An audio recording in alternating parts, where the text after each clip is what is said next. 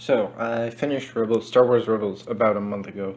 I basically binged it because my classes hadn't started yet, so I was stuck sort of at school in a quarantine period where nothing was going on. However, I never really got to writing the final season 4 review. I wrote the season 1 through 3 reviews. So here we are.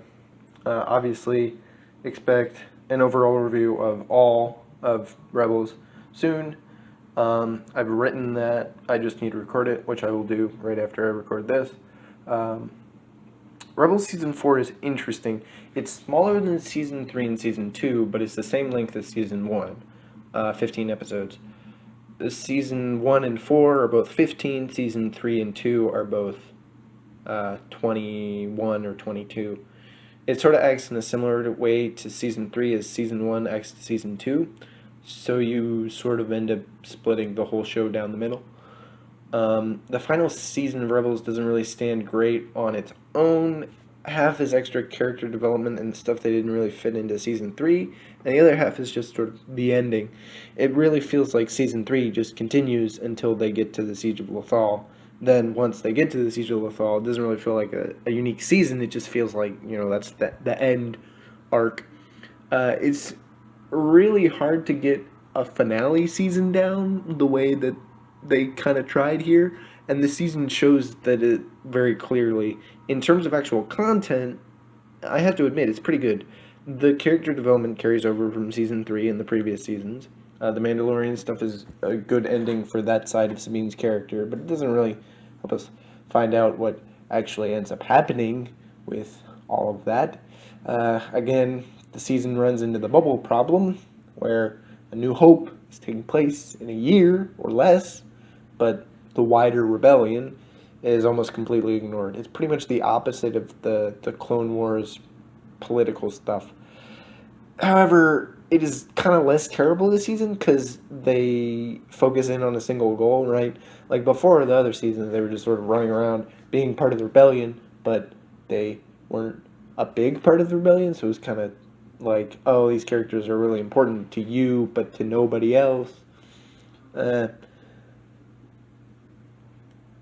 but once the team gets back together, you can tell the show's not really going to care about anything other than their main goal, which is freeing Lethal, which helps the characters in some ways, but it kind of hurts the show and the world building and the overall. In my opinion, there's benefits and negatives.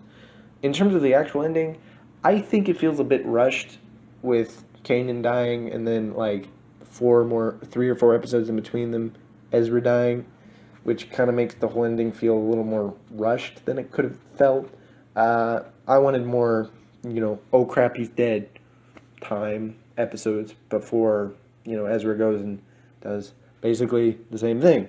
The Worlds Between Worlds stuff is fine. I don't really hate or love it. It's just a plot tool to sort of give the characters more power in the end of the and to mess with stuff at the end of the show and to bring Ahsoka back.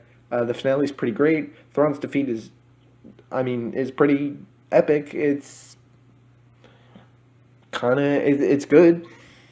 It's not amazing because they're probably going to bring him back, but I love the whole like planning stuff and them actually sort of having a plan for what they're doing.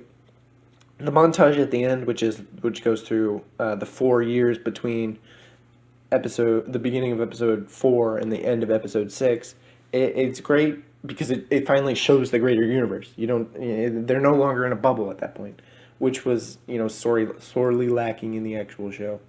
And finally, the fact that it kind of just throws Thrawn and Ezra into hyperspace is very interesting. It basically puts them in this limbo where they can drop them back in wherever they want to in any Star Wars content. Like they put them in the freezer and then they're gonna take them out in like a month and to eat them again. But the whole Sabine and Ahsoka team up to find them is an interesting sort of concept for a sequel show, but that's not really. They're not. I don't think they're going to invest in that. They've got the Mandalorian and the Bad Batch show that they wanted to do, and obviously the final season of Clone Wars that they did. I don't know if that sort of spin-off will ever happen.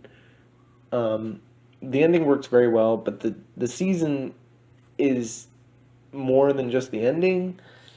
It's kind of, and the parts that aren't the ending aren't very good. This overall, this season is still probably better than season 1 and 2, but I think season 3 is just better put together.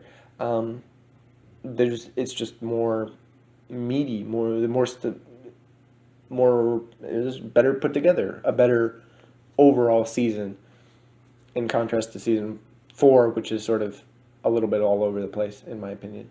I give this season a 0.915 out of 1. It's a decent season, and it has a good ending for the show.